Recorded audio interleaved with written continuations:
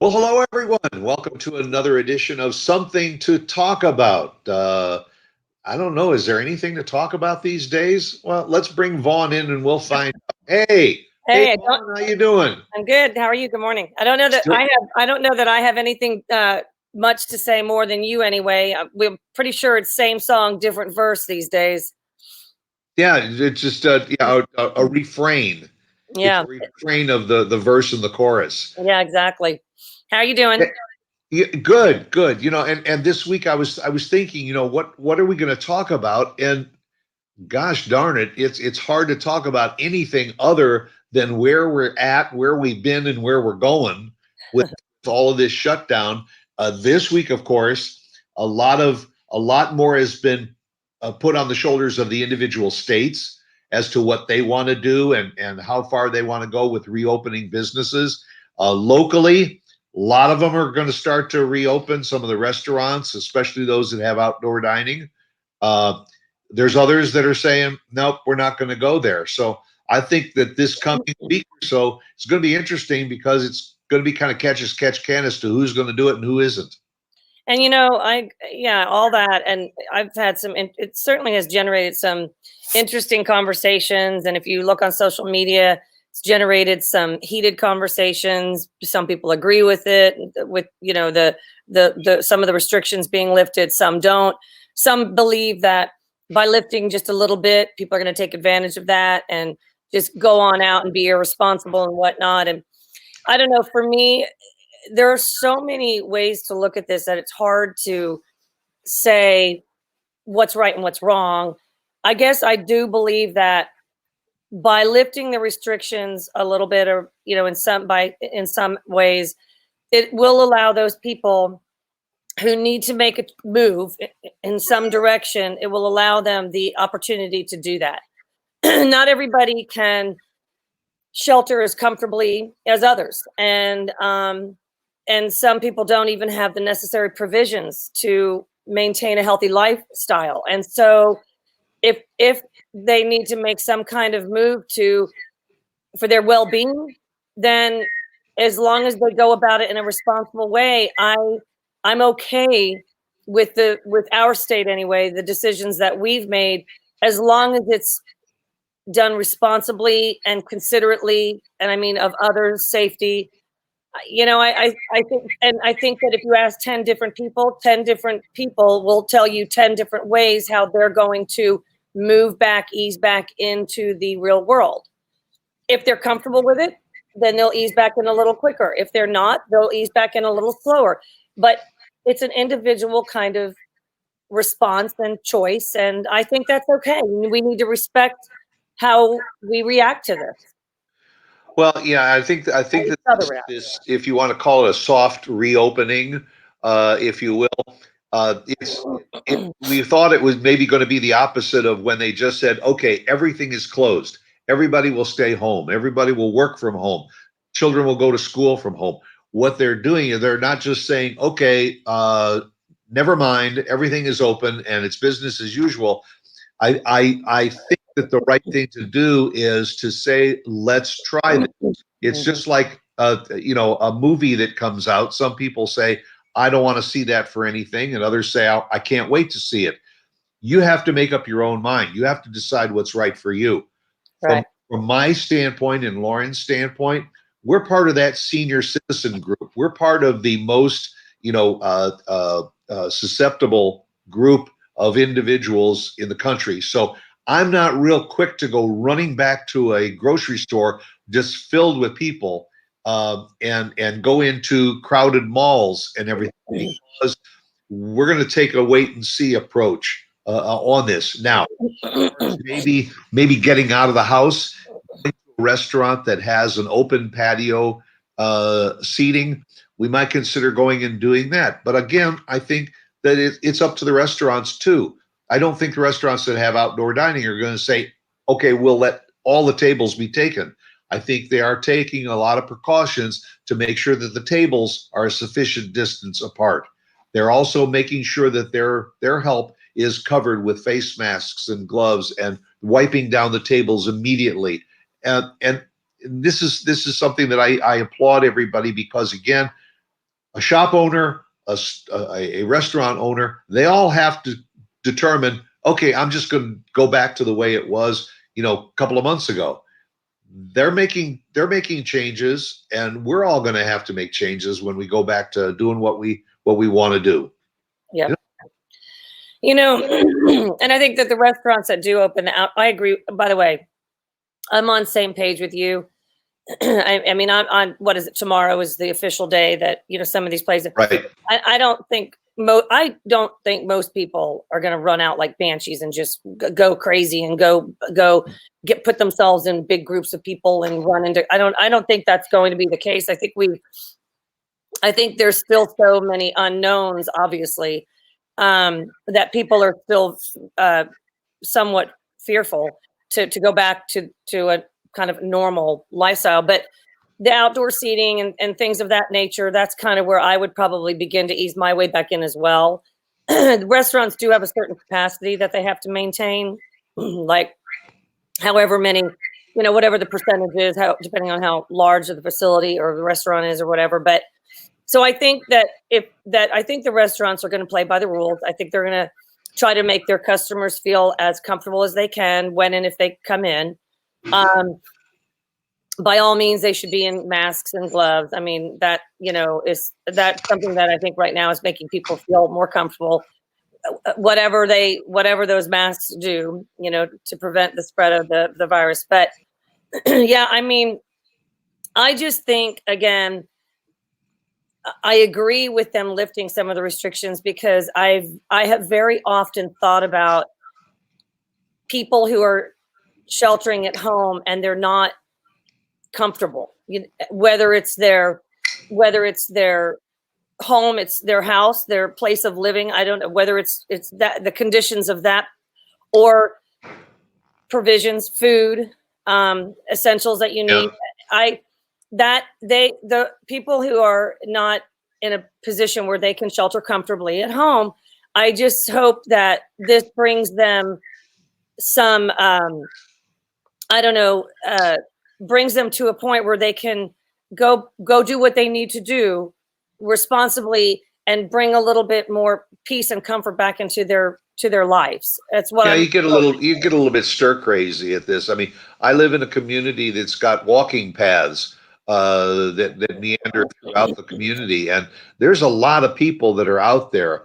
The upside is we're seeing a lot of families that are out, mom and dad and the two kids or something on bicycles, and they're out using the paths. And when we pass them on the path, generally everybody is being courteous and they're stepping off of the path so that they keep a distance. But we're seeing more outdoor activity, but not to the point of opening up the stadiums and everything and letting everybody come in, shoulder to shoulder next to strangers. There's a lot of controversy over that right now, whether the baseball season is going to come back. But this is why we all have to adapt to all of this. And again, it's our choice, what we decide we want to do and how much we think we can do.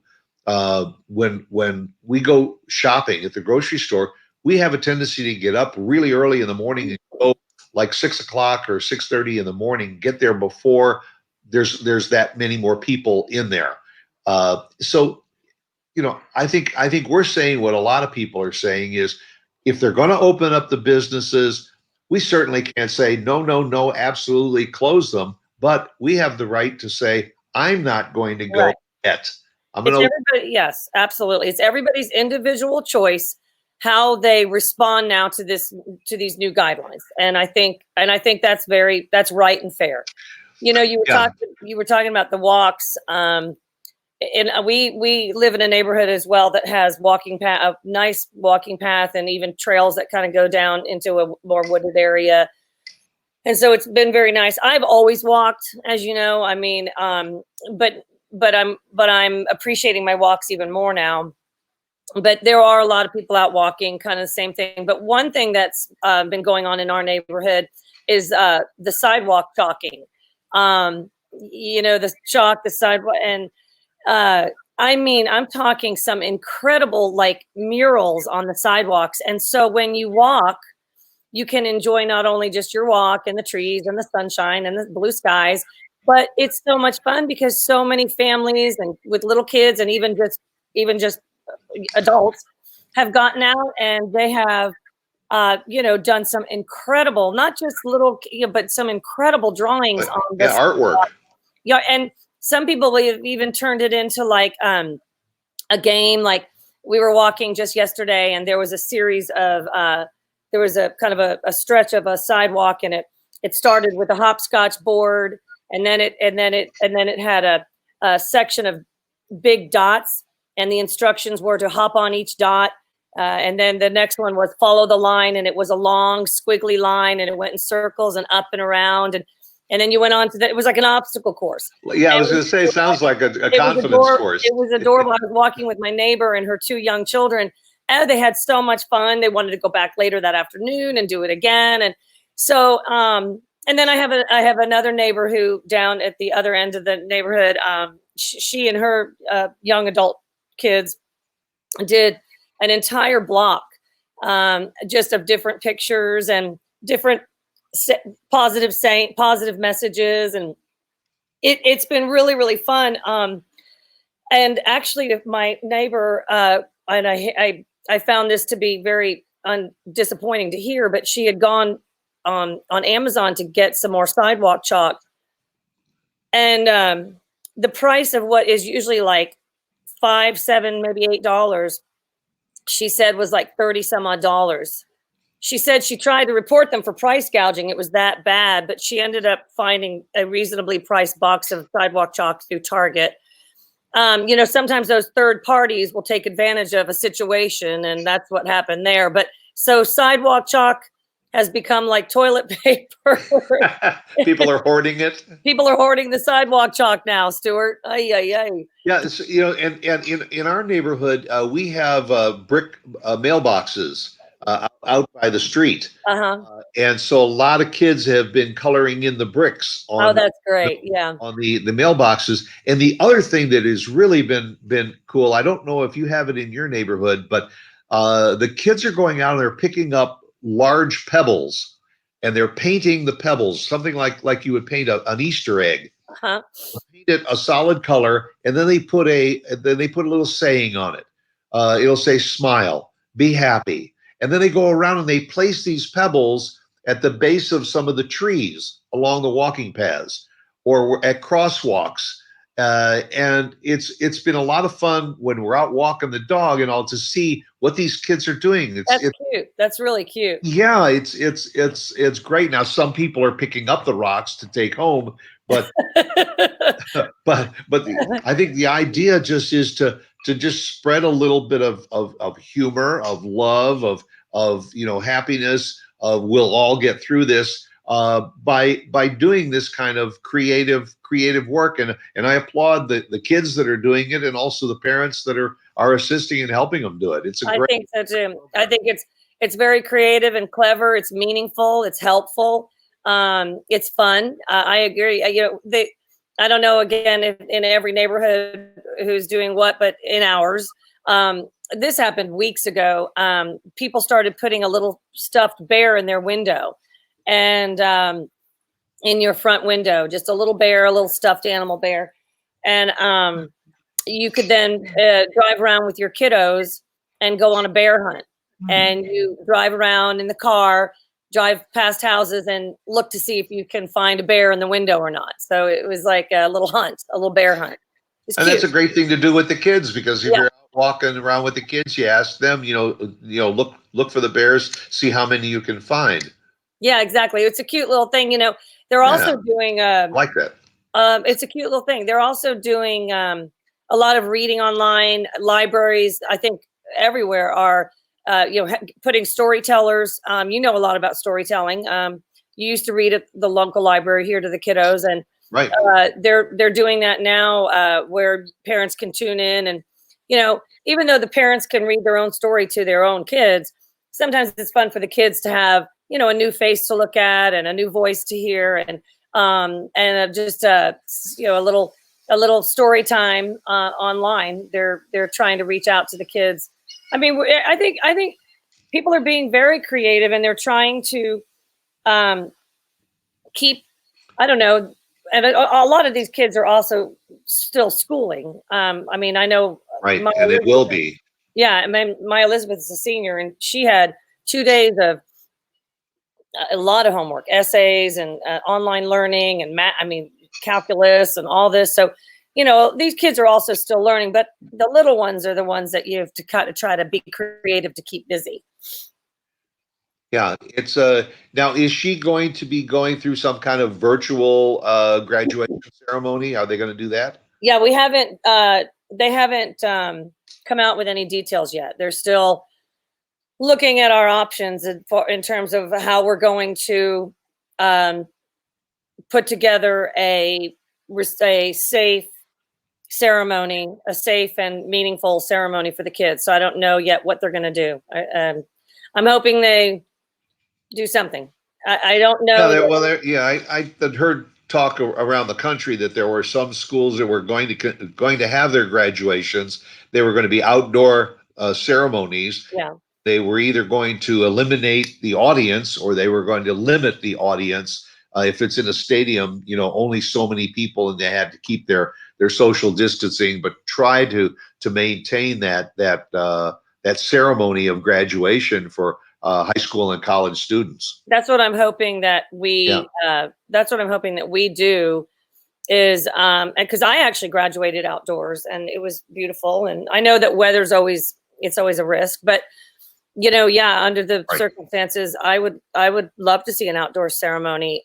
These kids just want to go through the act of graduating. I mean, and I don't think if you were to ask most people I don't think most people are fans of the virtual. If we can avoid the virtual, because I don't know, it's just not as effective. It's not as meaningful. It's so This is what these students have worked their entire lives to this for, is to graduate from high school and or college, and then to move on to college or their careers.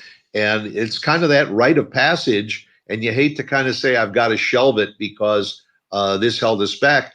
Again, I think it's a matter of the school districts and the colleges saying, if there is a way to do it, let's try and find a way to do it so that everybody is safe and that we can still maintain that opportunity for the students. right.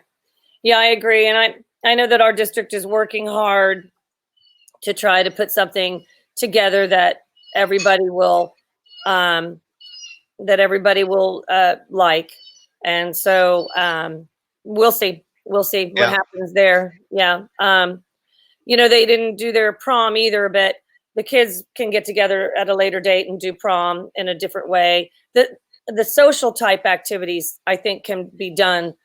The kids can do something like, we do things like a powder puff football game, and we do a senior skip day and whatnot, and little things like that for seniors.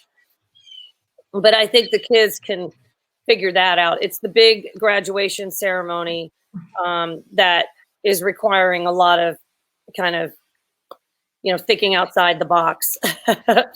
Yeah. So we'll see, but starting to see we're starting to see people returning to some of the parks, not necessarily to play flag football or something that close, but just throwing a ball, kicking, just a little bit of exercise, because the exercise facilities, a lot of those are still either on lockdown or they are starting to reopen and only let a certain number of people in at a time.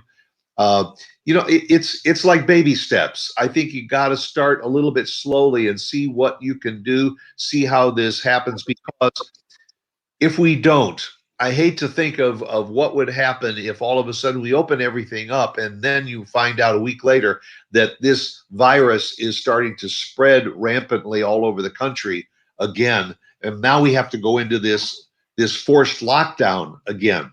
Better to open it up a little bit at a time and do it sensibly, and watch the statistics, watch the figures, watch the number of people that are being testing positive and going into the hospitals and all for treatment.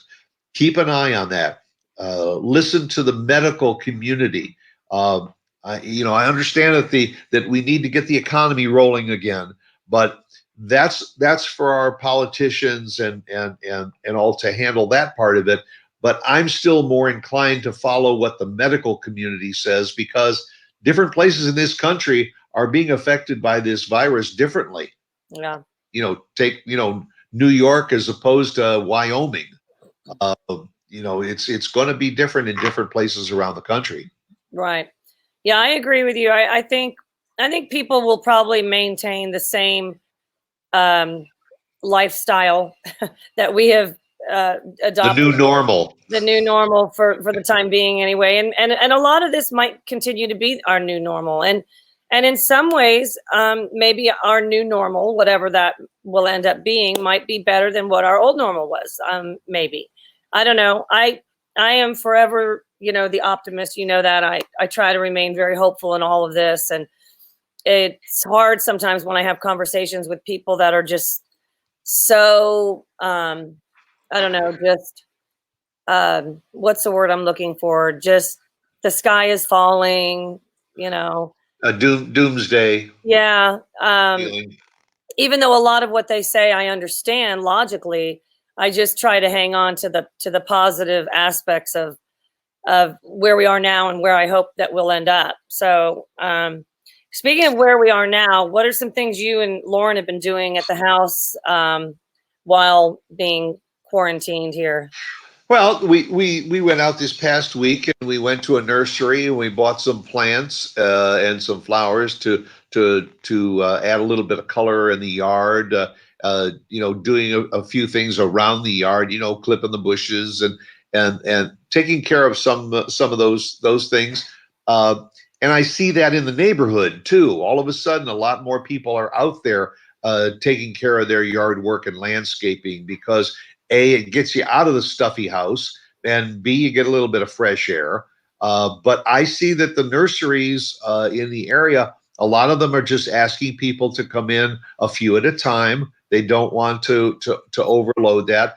The local Home Depot, you enter in one door, you exit in a different door. They've got kind of a one-way flow through the stores. That's a good thing.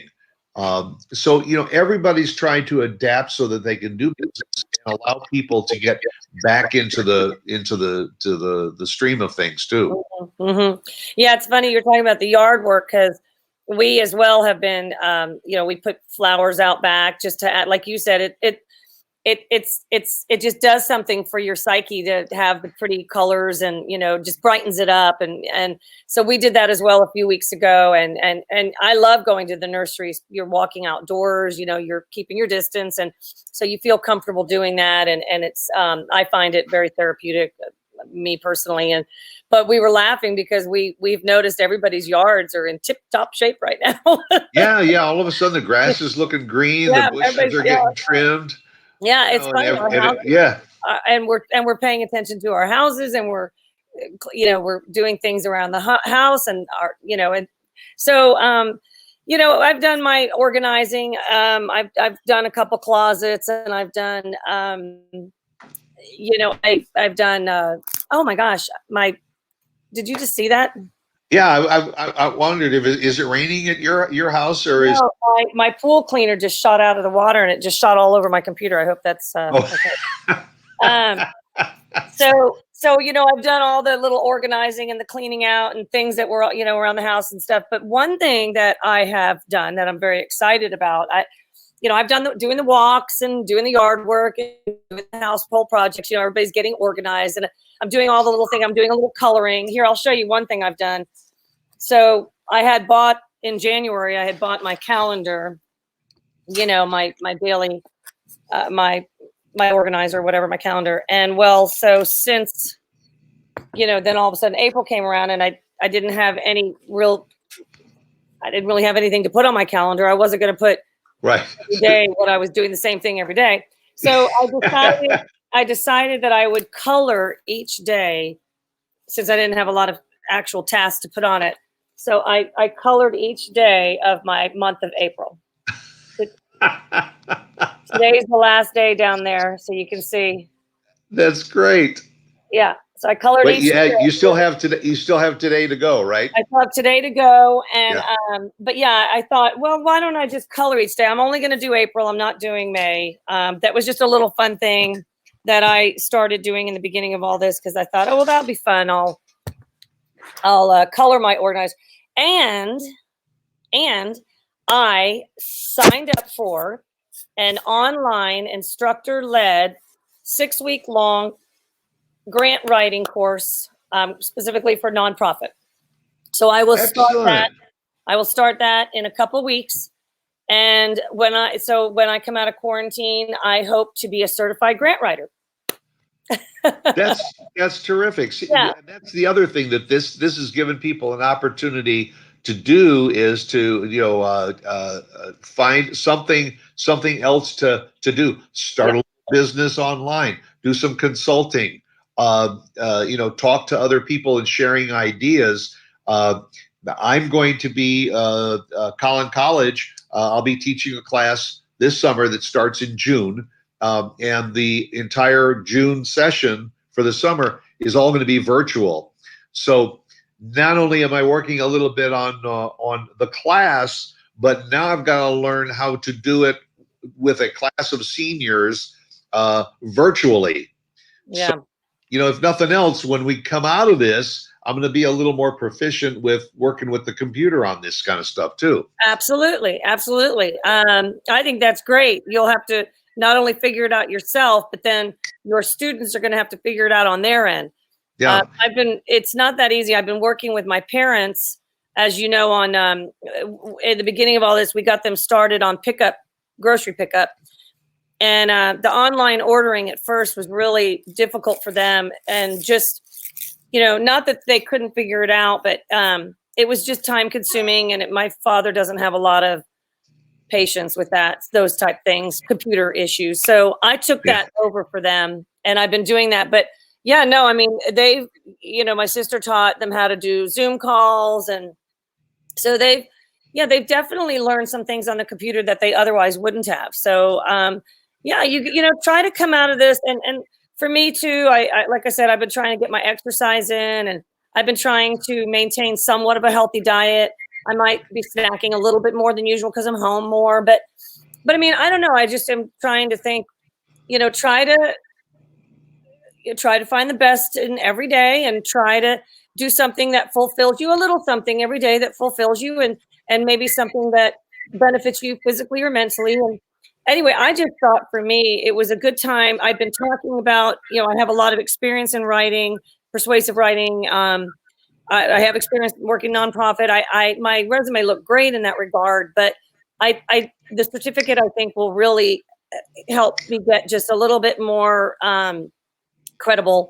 And I'm excited. It'll give me something. It's a 6-week course. It's two or 3 days a week. I think 2 days. 2 days a week. I get my instructor-led, assignments, and if for me too, it'll just give me something different to put my mind around during this time.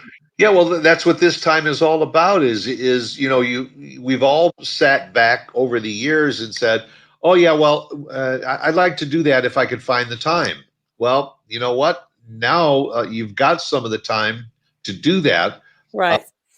they say that's been the biggest excuse that men have used with their wives over the last so many years, is that they'll get around to fixing it when they have the time. Well, Yeah. now they got the time, and the wives are calling in their markers. But you're absolutely right. I've talked to several friends that are artists, and they're bringing out the canvas and the pads and all to start sketching and drawing and painting again, because they have the time, and it's a matter of just trying to bring something out of this whole situation that brings the creative juices. I see posts almost every day. A lot of recording artists are now on Facebook. They're doing feeds, and they're doing a half hour, 45-minute little mini concert. Just tune into a live streaming. It's their way of staying connected with their audiences when they know that they can't see them in a concert hall. So we're reinventing ourselves. We're being creative that way, and that's a good thing, because I think going to be a lot of good that will come out of this. I agree. And I was a big gym goer, and I love going to the gym, not only to get a good workout in, but it was a social time for me as well. And that's right. Right.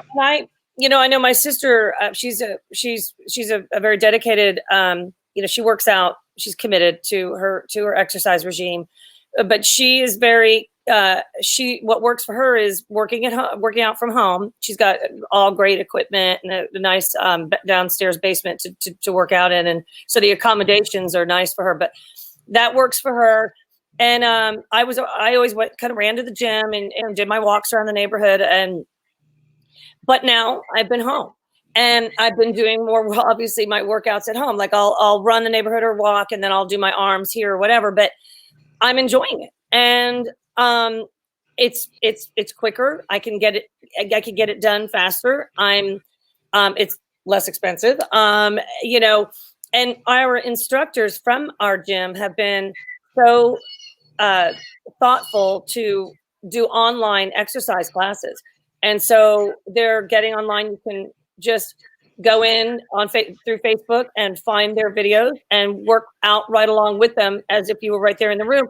I mean, I still like the idea of going to a gym and being with your friends and having that kind of like camaraderie that helps motivate a person. But I have to say, I bet there'll be some people who have gotten now used to working out from home or at home and might continue doing it that way. And some not, obviously, but my next door neighbor, actually, she loves her spin classes, and her gym actually offered you the opportunity to rent a bike, and it was delivered to her house a few weeks ago. And then she can go online and pull up a spin class and spin from home because they allowed it. Good idea. There's Peloton, there's, what is it, Nordaflex or whatever it's called. And yeah. I mean, so I think one change I might make is starting to work out from home, because it's been very nice. I've really loved it. I've done a lot of my workouts outside, and so it's so much less time consuming. Well, it's a better alternative than nothing, too. Just being able to if you had to just do these exercises on your own, able to do it virtually.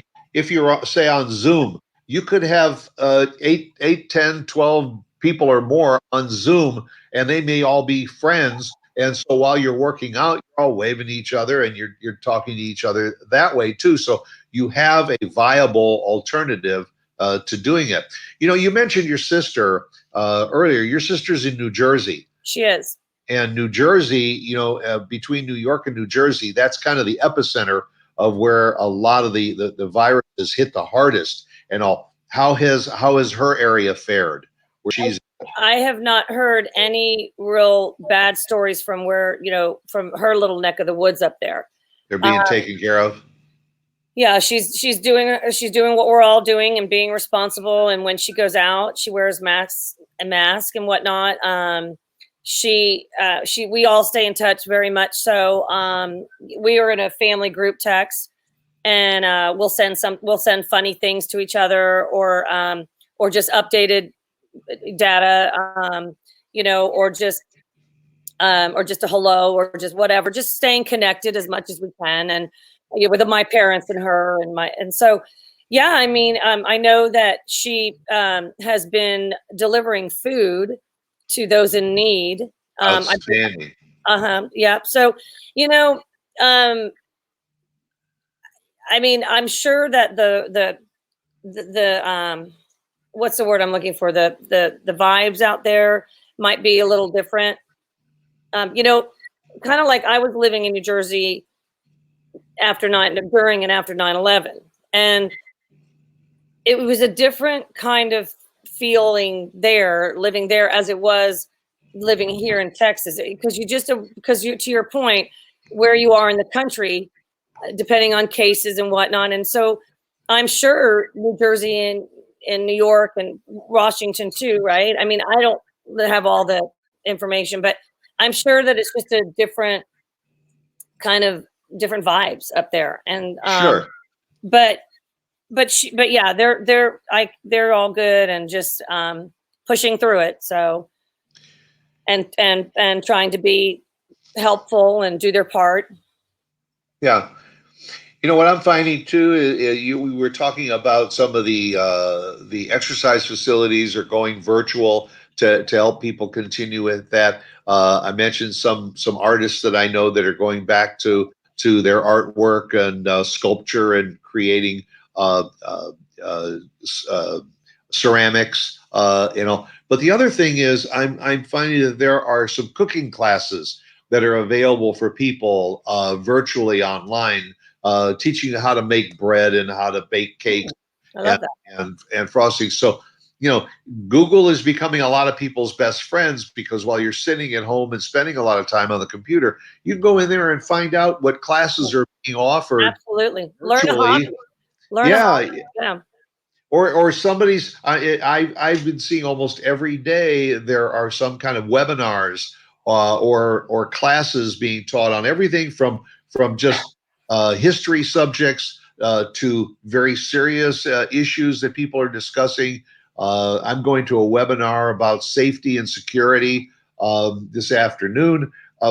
There's a lot out there, and most of it is complimentary, whether it's being offered by police and fire departments, it's being offered by colleges, it's just being offered by other people that normally do this at a physical location, and now they're doing it from their home. Lots of consultants are available, and people are willing to discuss a lot of things. And the ability to Zoom or network with other people to do this is going to maybe be the foundation for a lot of people creating new businesses and opportunities when we come out of all of this. Absolutely.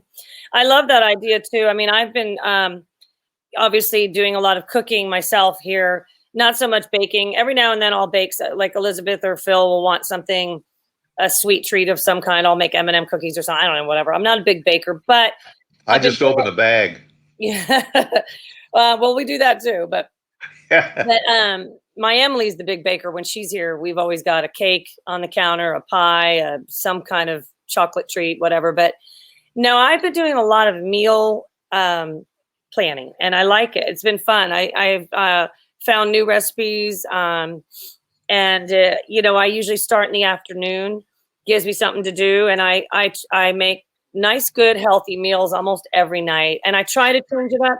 But when my family finds something that they like, we tend to OD on it and have it multiple nights in a row. But yeah, I mean, I've been enjoying and sharing recipes with my friends. Like when we go for walks, there's not a lot of other things to talk about other than what'd you have for dinner last night or what are you having for dinner tonight, and we share good recipes and sauces that we've made. And so I've enjoyed the meal planning and prepping, and it gives me something to do usually from 4 to 7, because by the time I prep, cook, eat, and clean, it's taken a nice good chunk of time out of my afternoon and evening. And then of course we've been watching a lot of series like of course we watched Tiger King, which I thought was awful. I had to watch it like this with my it was Yeah, so somebody told us that was pretty intense. It was just a little disturbing, and it was hard to watch because it was just it was an awful story, and just anyway, whatever. So I watched it because everybody else was watching it, so at least I watched it. But there's other shows that we want to watch. I want to watch Little Women. I want to watch McMillions, which is a show on the big monopoly scam at McDonald's. I want to. So I mean, that's another thing I'm kind of enjoying is tuning into all these documentaries or series shows. Well, yeah, that's what we basically do with our lunches, and even dinner. Uh-huh. Sometimes we make a sandwich and some chips and a drink or something, sit down and watch a couple of episodes of a series. Uh-huh. Well, and then in the evening, maybe do the same thing. Mm-hmm. So, we're pretty well caught up. We still have some movies that we've recorded that we haven't seen yet, but that's just another alternative. Well, you still apparently have some time to get to those, so not to worry. Trying to, and also trying to get in about an hour or an hour and a half nap in the afternoon.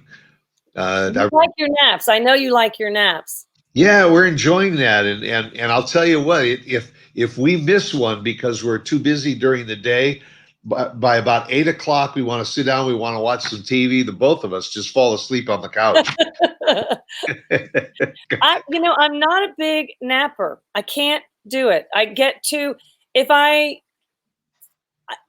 fall asleep in the afternoon or during the day, I'm groggy the rest of the afternoon and evening. I just can't shake it. I don't know. My naps just don't always.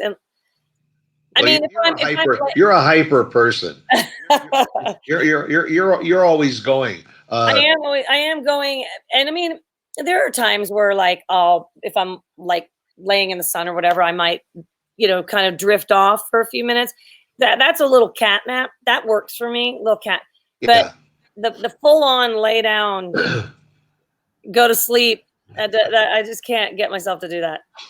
Oh, we've probably laid out enough things that Mark, our producer, has entered the scene. He's like, probably heard so many things that we've said so far. He said, "Oh, I can't hold it back anymore. I got to jump in."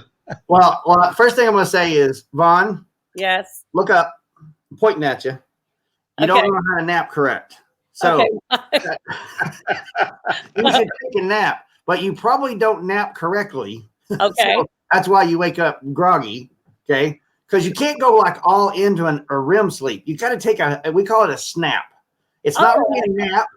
It's kind of a quick 15, 30-minute nap. It's called a snap. And then you wake up and you feel good and you get busy. Okay. But if you're kind of, then you're going to be groggy all day. So you're just not napping correctly. You're thinking about sleeping. You don't sleep for a nap. Okay. You also have to have a very, very comfortable chair.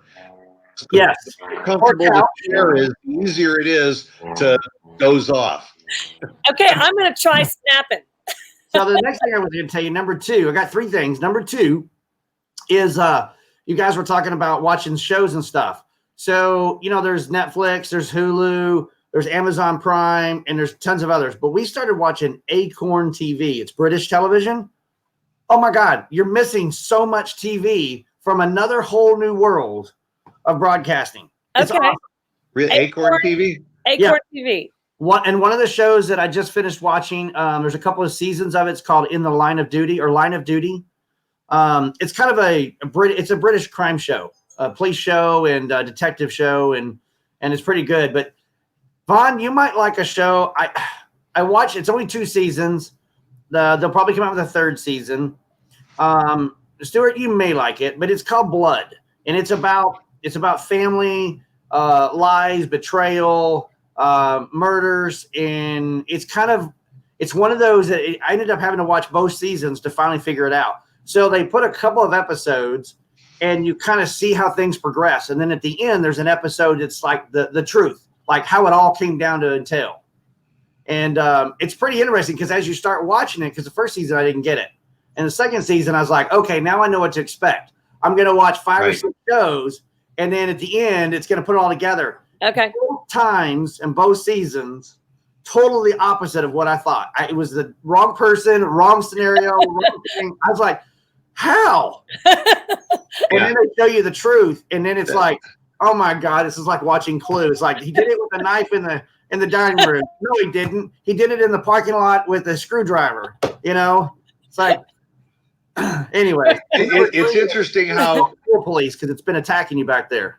Yeah, it's interesting how we used to go to the movies and see a 2-hour mystery movie and sit there and try and figure out who done it and follow the scenario, and then you were either right or you were wrong, and you leave the theater. Now it's a 3-season, 12 episodes per season kind of a story. Right. Now you're sitting for days trying to figure this whole thing out, and it keeps changing directions on you.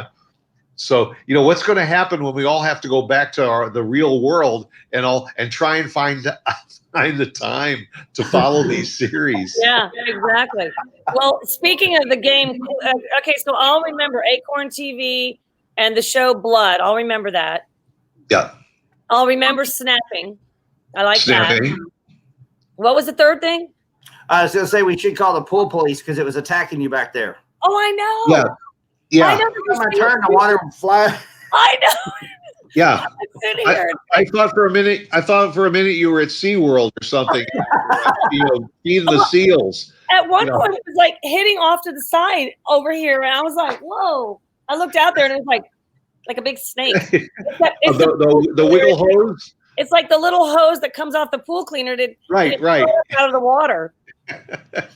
Hey, Mark, you were talking about Clue, the game of Clue. That's another thing that we haven't done it in a couple weeks, but early in this whole thing, we brought down all our favorite family board games, and Clue was one of them. Yeah. And I do like that game, but we have definitely played some good fun board games too. So that's another thing you can do in the weeks to come if you haven't already. So we have a Thursday night thing with friends of ours, Haley and Clay Pascal. And we've been doing, really not really Thursday nights. It's been either Friday nights or a Saturday night. But since we're in two different states and we've got this whole pandemic going on, we do it virtually. So Thursdays at 5 o'clock, we all get connected via this service that I'm using right now.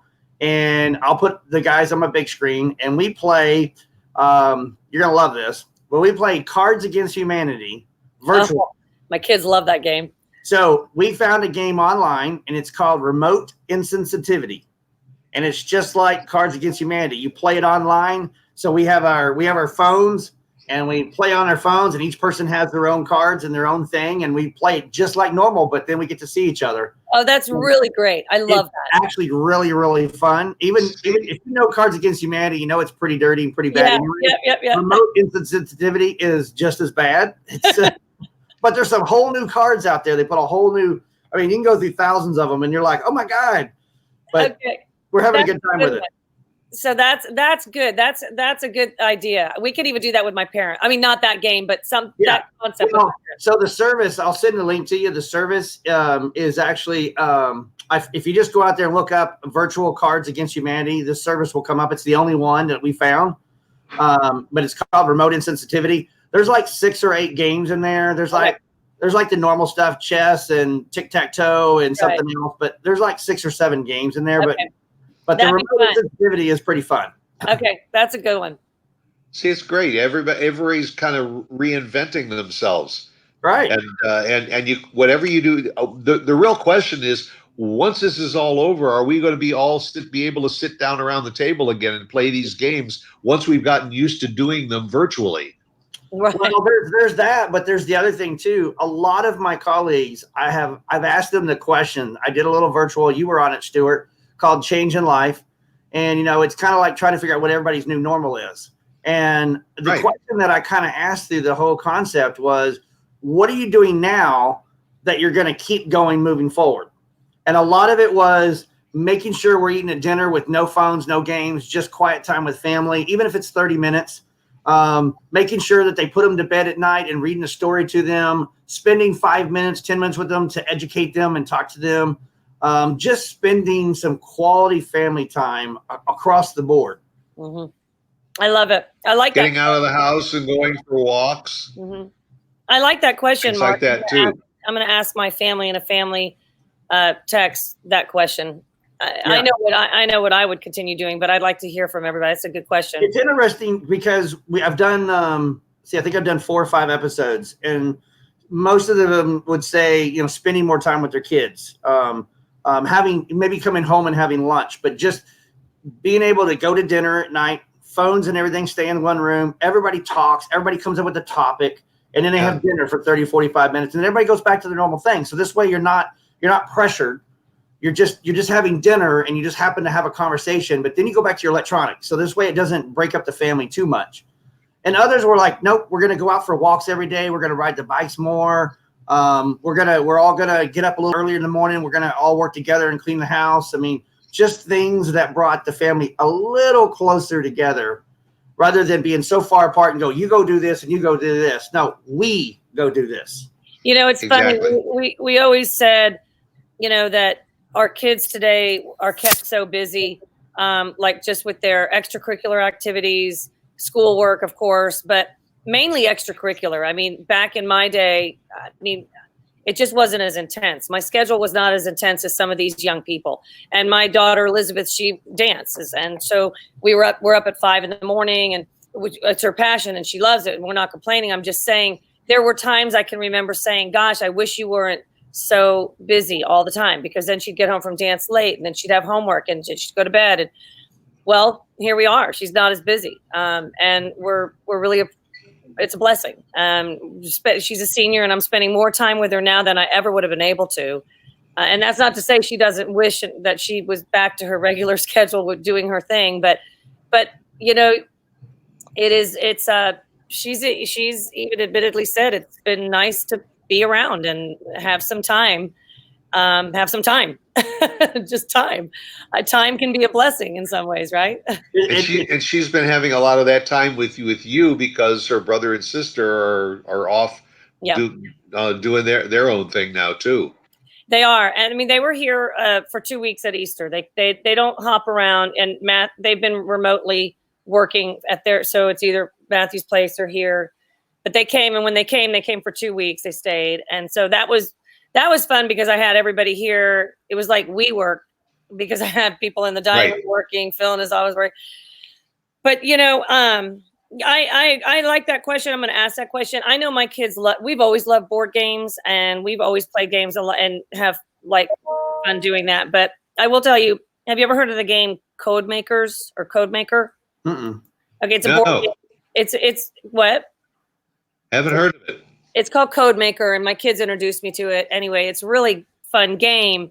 But if you're a competitive family like us, we played it twice, and we decided that unless we're going to show each other some grace in this game, we can't play it anymore. Because we're like, that was the worst clue ever. What were you thinking? Like, Phil and I are yelling, kids are yelling. So it's a fun game, but you got to give each other some grace. But that's the only problem sometimes with board games. Kind of the discussion it can generate. Well, it just kind of shows that we've managed to find some positive things out of a negative situation, and that's a good thing. And I'm noticing by looking at you, Vaughn, that pretty soon you're going to have the sun in your eyes. I know. I'm like. You got a halo over your head right now, and it's coming over the house here. It's coming my way. Good morning, son. Woo. Yep, I know. I'm creeping closer and closer to the camera. I would move. But I'm afraid I would make y'all seasick. Oh yeah. Well, hey, we've had another good hour together and all. It's been a lot of fun talking about what we have done, how we're getting through this, and I think by next week's show, a lot more things are going to be opened up, and we'll be able to see that we are recovering and coming back from this whole being sequestered, and little by little. Again, I keep using that phrase, the new normal, and I think every week we're kind of looking to see what that new normal is and what it's going to be, and that's what we'll do. So, Mark, thanks a lot for being back up in Michigan and producing the show again and dropping in to spend some time on the show. Vaughn, always great sitting and just chatting with you every week. Wow. We'll move on, and we'll get here same time next week and do another edition of Something to Talk About. And in the meantime, go out, be safe, be well, everyone, and be good to each other. And we'll catch you right here again next week. Take care. Bye. See you guys.